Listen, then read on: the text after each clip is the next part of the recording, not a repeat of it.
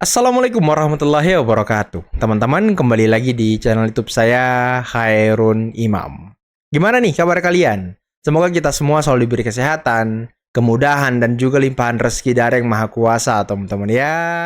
Nah, di video kali ini kita akan menyaksikan sebuah tayangan yang sangat menarik di mana Roy Suryo, salah satu tersangka klaster kedua kasus ijazah Pak Jokowi, membeberkan sebuah informasi yang sangat-sangat mengejutkan bahwa Rismon Hasiholan Sianipar, mantan rekan sepenelitian Roy Suryo, konon kabarnya punya rencana terbaru bahwa dia ingin melaporkan Roy Suryo ke pihak kepolisian. Waduh.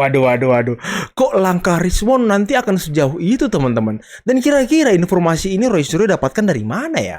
Apakah dia sudah mencium bau-bau bahwa Rismon akan memenjarakan mereka karena penelitian-penelitian mereka yang sangat-sangat jauh dari karya ilmiah? Ya, sepertinya Rismon juga perlu masuk bui sih kalau seperti itu. Bukan cuma Roy Suryo, tapi Rismon juga perlu. Tapi tenang aja. Mungkin kau bisa lolos dari kasus ijazah Pak Jokowi, tapi kau tidak bisa lolos di kasus dugaan ijazah palsu Yamaguchi. Waduh. Jadi biarkan kalian saling tengkar, tapi nanti kami YouTuber Nusantara melalui Bang Bill akan menghantam kau juga, Mon. Jadi hidup kau jangan anteng-anteng dulu. Jangan merasa kau di atas angin gitu ya kan. Kami akan selalu mengejar kau, Mon, atas dugaan ijazah palsu Yamaguchi. Nah, selain itu teman-teman, saya juga punya tayangan di mana ada sebuah analisis yang lagi-lagi menguatkan bahwa salah satu tersangka klaster kedua yang bernama Tifa diam-diam akan ke Solo. Wah, benarkah demikian? Nanti kita simak videonya. Karena terakhir ada informasi dari Ketua Umum YouTuber Nusantara, yakni Mas Agri Fanani, bahwa Ugroseno akan menyelamatkan gerombolan pembenci Pak Jokowi yang sekarang menjadi tersangka kasus ijazah Pak Jokowi. Tapi sebelum kita mulai, jangan lupa like, subscribe, dan share.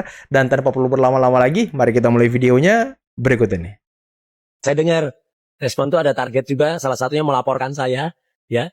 Nah itu ya nggak apa-apa, kalau memang mau dilakukan, biarkanlah rakyat yang akan kemudian akan menilai dengan sendiri. Tapi saya, sekali lagi, saya tetap mendoakan Rismon Hasiholan Sianipar yang dulu pernah menjadi bagian dari kita, itu mendapatkan tempat yang terbaik di sisi sana. Ya. Seharusnya ini dilaporkan di Polda Yamaguchi.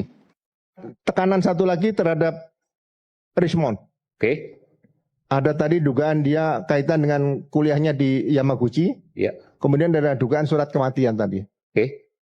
Seharusnya ini dilaporkan di Polda Yamaguchi. Oh, Bukan di Polda Metro Jaya. nggak bisa Pak itu di sini. Nggak bisa, TKP-nya di sana. Digunakan di sana. Nah, mudah-mudahan nanti surat laporan di Polda Metro segera dikirim ke Polda Yamaguchi. Oke. Ya. Jadi kalau di proses ini menurut Anda itu cacat hukum? TKP di sana, di Jepang sana, Pak. Pemanfaatan jasanya di sini. Nggak bisa diproses di sini? Nggak bisa di Polda sini, TKP-nya di mana? Nggak ada. Pak Ugro, kita ini melaporkan itu bukan gara-gara dia menggunakan surat palsu untuk kematian itu. Tapi dia mengaku sebagai peneliti di Indonesia, kemudian meneliti ijazah ini, mengaku sebagai doktor, sarjana dari Jepang. Nah, kemudian oleh beberapa informasi bahwa memang, atau sahabat dekatnya, atau yang pernah kuliah di sana, memang nggak terdaftar dia sebagai mahasiswa alumni dari perguruan tinggi tersebut. Jadi memang lokus tempusnya memang tidak masalah di Polda Metro Jaya. Apa yang mau saya katakan? Saya mau balik lagi kepada Bang Refli Harun, abang saya. Bang, 2 minggu yang lalu, saya lihat di salah satu di interupsi iNews. Di situ bahwa ketika ada pertanyaan dari pihak kami kepada Bang Refli tentang dugaan ijazah palsu Rismon. Bang Refli mengatakan pada waktu itu bahwa seorang Rismon bukan pejabat publik, maka tidak penting dipertunjukkan ijazahnya. Kenapa malam ini kalian kuliti Rismon? Kenapa malam ini kalian hajar Rismon? Bukankah Rismon bagian dari kalian selama ini? Bukankah Rismon mengatakan saya dalam melakukan penelitian adalah ongoing? Dia mengatakan proses. Maka kalau dia mengatakan 3-2 bulan yang lalu dia melakukan penelitian, lalu kemudian sampai pada kesimpulan minggu lalu, dan dia datang ke Pak Jokowi menganggap bahwa penelitian dia salah dengan dasar apa yang disebut tadi, dasar A, dasar B, dasar C, dan yang ongoing tadi, maka menurut saya Bang Refli sudah menelan ludahnya sendiri. Motif Roy Suryo ini sebenarnya apa? Ada 2 hal yang ingin dibahas di sini. Yang pertama, ya saya pikir Roy Suryo sekarang kan ada partai politik mana yang akan mau menerima beliau ini tadi untuk dijadikan sebuah pejabat atau satu kader mereka. Yang mana? Ya tadi ini, beliau itu kan kalau berdebat dan kita lihat ya Apa yang dilakukannya ini kan ngecengin orang, terus kemudian terlalu vulgar dan terlalu terang-terangan. Ini nggak cocok dengan perpolitikan atau kita tampil menjadi seorang pejabat publik di Indonesia.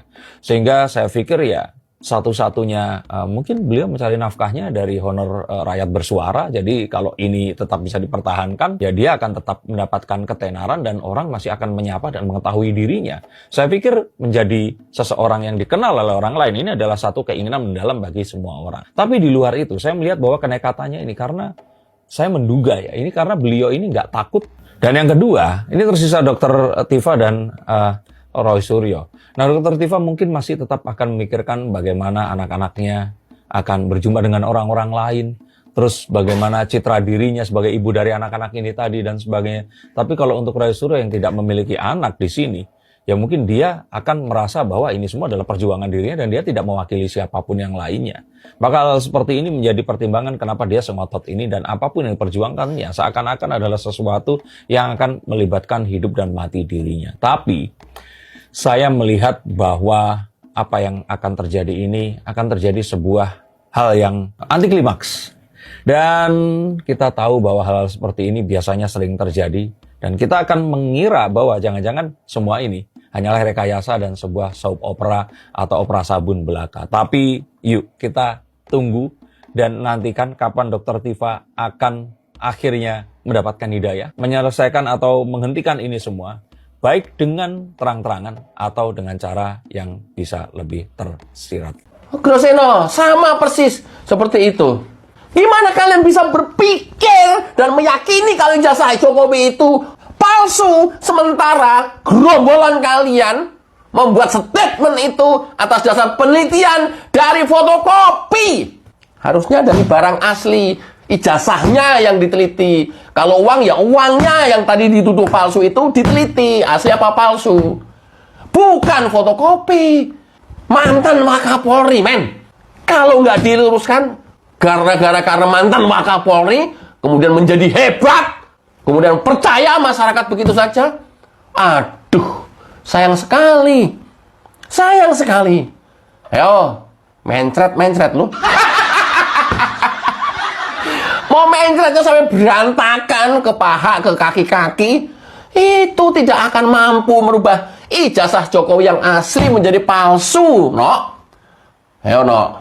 Tapi namanya orang juga merasa paling benar, tetap aja dia bilang begini. Karakter saya itu tidak bisa berbohong. Oh ya? Nggak bisa berbohong, serius. Coba kita dengarkan yang ini. Apakah saksi pernah melihat ijazah Pak Jokowi? Saya hanya melihat dari media sosial dan dari beberapa rekan juga yang didapatkan dari media sosial. Melihat dari media sosial ya? Media sosial. Setelah dilihat di media sosial ya, saksi perhatikan ya, ada masalah apa dengan ijazahnya tadi? Ya, secara pintas dengan kasat mata saya, yang pertama foto apanya? Foto yang ada dalam ijazah itu hanya saya amati sendiri dengan mata saya, berbeda dengan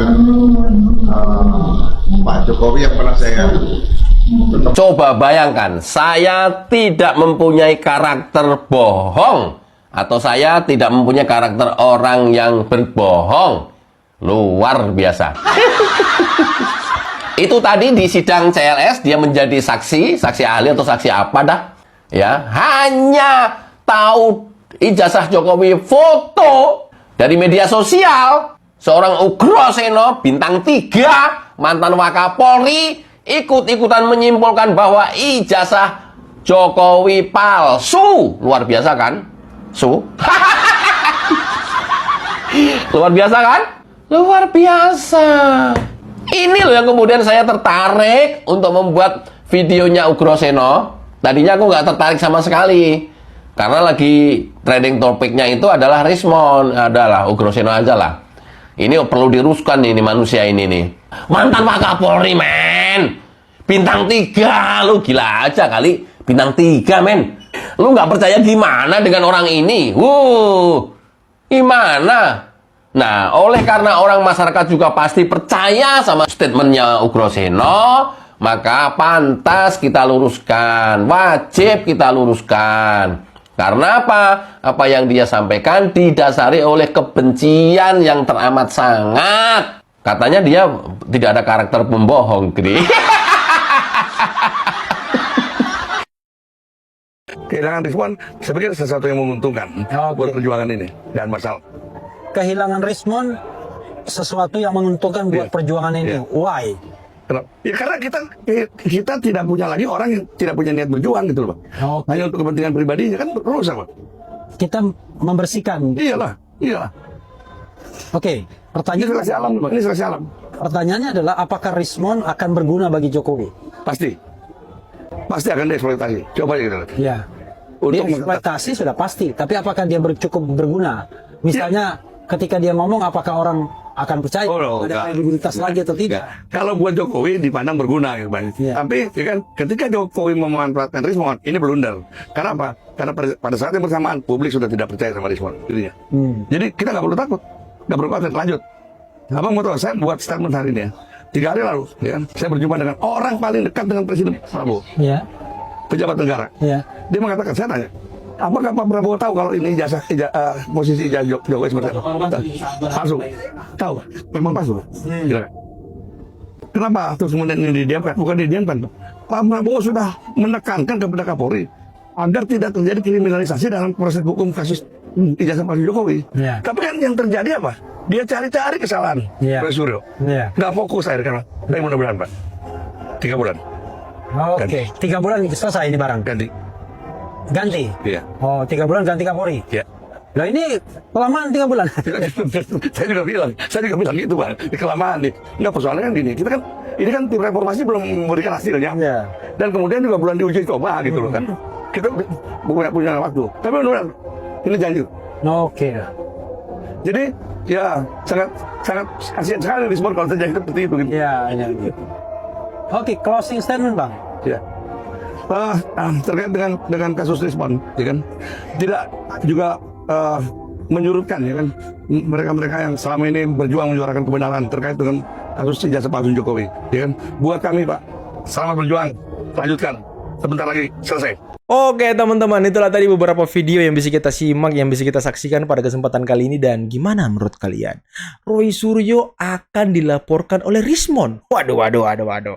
Ini mengejutkan sih teman-teman. Karena kan Rismon setelah dia membuat sebuah video tantangan terbuka kepada Roy Suryo melalui kanal YouTube Bali G Akademinya, Rismon belum pernah muncul lagi nih batang hidungnya. Apakah dia sedang bertapa? Apakah dia sedang merenung? Ataukah dia sedang menyiasati laporan Bang Bill mengenai dugaan kepalsuan ijazah Yamaguchi-nya? Dan ini kan nggak bisa SP3 nih, nggak bisa restoratif justice nih. Karena salah satu pengamat hukum mengatakan bahwa ini bisa saja masuk dalam tindak pidana korupsi. Karena kan dia menjadi dosen menggunakan ijazah Yamaguchi, kemudian mendapatkan gaji dari negara. Waduh. Mon, gimana ini? Sudah disuruh pulang ke tanah kelahiran untuk minta maaf ke raja-raja, sekarang dijegal lagi dengan kasus dugaan ijazah palsu. Dan ini sudah terkonfirmasi oleh Yamaguchi ketika Bang Bill, Roni Teguh, dan juga Joshua Sinambela berkunjung ke Yamaguchi, Jepang. Dan semua sudah terang benderang teman-teman. Serta sebenarnya sih surat kematian Momon juga ada. Cuma kan Bang Bill nggak bisa mengambil itu. Karena di Jepang itu hak privasi seseorang sangat-sangat dijunjung tinggi. Jadi itu mungkin bisa diambil oleh penyidik Polda Metro. Dalam hal ini Interpol gitu teman-teman ya. Karena ini kasusnya sudah beda negara. Tapi Ugroseno lagi-lagi mendukung ataupun sedikit membela Rismon. Katanya itu kan TKP-nya di Jepang. Waduh. Tapi langsung disambar oleh Bung Farah Tabas. Inilah Ugroseno yang selalu berdiri di depan membela gerombolan pembenci Pak Jokowi. Membela orang-orang yang selama ini menuduh ijazah Pak Jokowi itu palsu teman-teman. Padahal kalau kita lihat jejak rekamnya, Ugroseno ini kan ya bukan ketua tapi tim ses Anies Baswedan saat Pilpres 2024 kemarin. Jadi irisan mereka ini ada teman-teman. Mereka yang kalah dari Pak Jokowi, berkali-kali kalah dari Pak Jokowi, tumbang dengan Pak Jokowi, dipecat Pak Jokowi. Ya akhirnya mereka berkumpul dalam satu kolam. Itulah yang mereka lakukan sekarang. Dan gimana menurut kalian tentang analisis Denny Darko yang mengatakan bahwa Tifa selangkah lagi akan menyusul Momon? Waduh.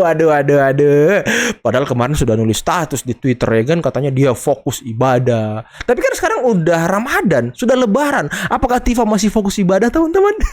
Atau sekarang fokus menata jalan untuk ke Solo dan meminta maaf kepada Pak Jokowi? Kira-kira yang mana menurut kalian yang paling dekat gitu ya kan? Ya, tapi mungkin cukup sekian dulu video kali ini. Silakan teman-teman komen di bawah seperti apa analisis kalian mengenai video yang sudah kita simak ya barusan ini. Dan akhir kata, billahi taufiq wal hidayah. Assalamualaikum warahmatullahi wabarakatuh. Bye-bye.